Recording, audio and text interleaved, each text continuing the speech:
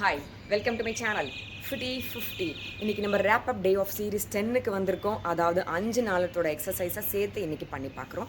புது சப்ஸ்கிரைபர்ஸ்க்கு சொல்லிக்கிறேன், ஒவ்வொரு சீரீஸ்லேயும் 5 எக்ஸசைஸை சொல்லித்தருவேன். அதாவது முதல் 2 நாள் கீழ் உடம்புக்கான எக்ஸசைஸ், அடுத்த 2 நாள் மேல் உடம்புக்கான எக்ஸசைஸ், 5ஆவது நாள் ஃபுல் பாடிக்கான எக்ஸசைஸ். ரேப் அப் டே அன்னைக்கு 5 எக்ஸசைஸும் சேர்த்தா மாதிரி சொல்லி காமிப்பேன். அதுதான் இன்றைக்கி பண்ண போகிறோம். 10th சீரீஸோட ரேப் அப் டே 5 மூவ்ஸும் சேர்ந்து இன்றைக்கி நம்ம பண்ணுவோம். ஏற்கனவே தனித்தனியாக எல்லாரும் பண்ணி பார்த்ததால ஈஸியாக தான் இருக்கும். இன்றைக்கி சேர்ந்தே என்னோட நீங்களும் பண்ணலாம். ஓகே, பண்ணலாமா? Stay tuned. First one curtsy lunges.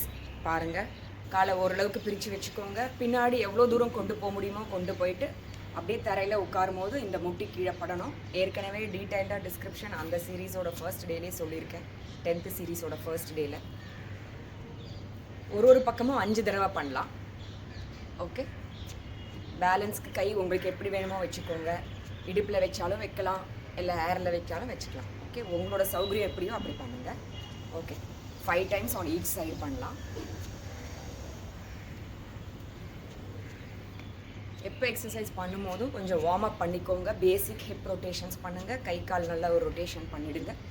அதுக்கப்புறம் ஆரம்பிங்க, இல்லைன்னா டைட் ஆகிடும் கை கால். சரியா? I think 5 times முடிச்சிருப்போம்.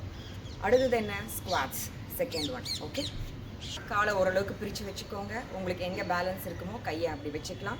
மோஸ்ட்லி ஃப்ரண்ட்டில் நீட்டி வச்சு பண்ணுறது ஈஸியாக இருக்கும். அப்படியே சேரில் உட்கார போகிற மாதிரி உட்காருங்க. பாடி இப்படி ஸ்லாண்டிங்காக தான் இருக்கும், பரவாயில்ல. எழுந்துக்கோங்க. சைஸில் பார்க்கலாமா? பாருங்கள், உட்கார்ற டெப்த்துக்கு போயிட்டு மேலே வாங்க. முட்டி பாதத்துக்கு முன்னாடி போகாமல் பார்த்துக்கோங்க. ஓகே, இது ஒரு 5 or 10 or 15 டைம்ஸ், அதுக்கு மேலே வேண்டாம். நான் இப்போ ஒரு 5 தடவை மட்டும் பண்ணி காமிக்கிறேன். ஓகே, இதில் ஒரு சின்ன ஹிண்ட் சொல்லிடுறேன், நான் போன தடவை கூட சொல்லலை. அதாவது நீங்கள் எப்பயுமே இந்த மாதிரி ஸ்குவாட்ஸ்லாம் பண்ணிவிட்டு எழுந்துக்கறச்சே ஃபுல்லாக முட்டி லாக் ஆகிற மாதிரி நிற்காதீங்க. ஒரு ஸ்லைட் பெண்ட் இருக்கட்டும், அதுதான் எப்பயுமே நல்லது. ஓகே, இப்படி உட்காந்துக்கிறீங்களா? எழுந்துக்கும் போது ஒரு ஸ்லைட் பெண்டு, பர்ஃபெக்டாக எழுந்துக்கணும்னு இல்லை, ஒரு ஸ்லைட் பெண்ட் இருக்கட்டும். கண்டினியூஸாக பண்ணி முடிச்சுட்டு ஸ்ட்ரைட் ஆகிக்கோங்க. ஓகே, அடுத்தது தேர்ட் ஒன் ரொம்ப சிம்பிள். ஆர்ம் ஸ்விங்ஸில் தான் பண்ண போகிறோம். சைட்லேயே காமிக்கிறேன். இங்கே பாருங்கள், ஃபஸ்ட்டு கையை முன்னாடி பார்த்த மாதிரி, அதாவது பாமை முன்னாடி பார்த்த மாதிரி வச்சுக்கோங்க. ஸ்விங்கிங் மோஷனில் போயிட்டு வாங்க. இப்போ பாமை பிரித்து இந்த பக்கம் கவுத்து வச்சு ஸ்விங்கிங் மோஷன். இப்போ முன்னாடி பார்த்த மாதிரி வச்சு ஸ்விங்கிங் மோஷன், பின்னாடி பார்த்து வச்சு ஸ்விங்கிங் மோஷன். ஓகே, அவ்வளோதான். இப்போ கண்டினியூஸாக எவ்வளோ முடியுமோ பண்ணுங்கள். கையை நடுவில் கீழே இறக்கவே கூடாது. ஓகே,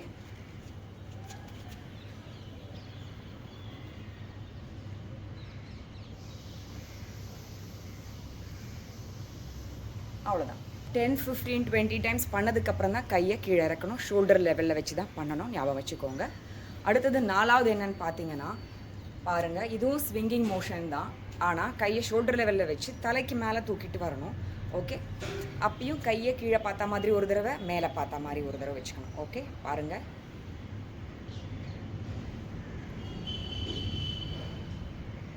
இதுவும் உங்களுக்கு எவ்வளோ முடியுமோ பண்ணுங்கள். கையை நடுவில் கீழே இறக்கக்கூடாது. இது டைம் வச்சு கூட நீங்கள் பண்ணலாம். கவுண்ட்ஸ் இல்லைனா ஒரு 2 minutes 3 minutes கண்டினியூஸாக கையை கீழே இறக்காமல் பண்ணலாம்.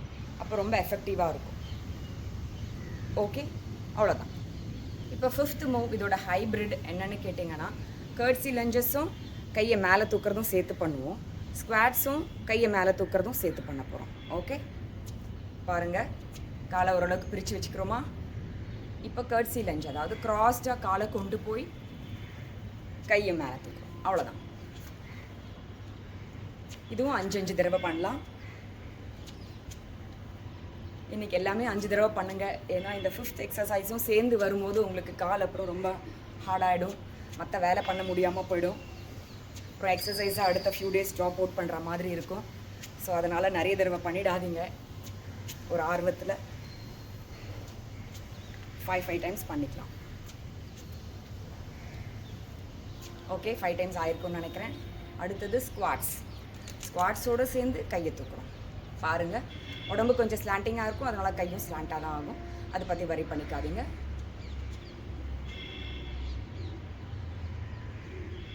ஒரு 5 டைம்ஸ் பண்ணி காமிக்கிறேன்.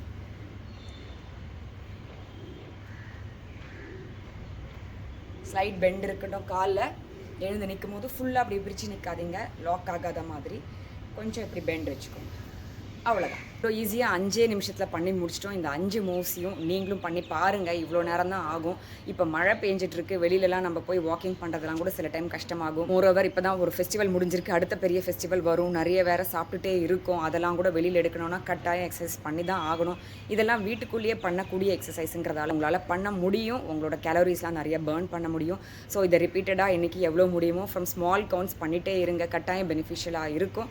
நாளைக்கு நான் புது சீரீஸ், அதாவது 11th சீரீஸ் ஆஃப் Day 1 வந்து உங்களை பார்க்குறேன். அது வரைக்கும் stay tune to my channel Fitty 50. Bye.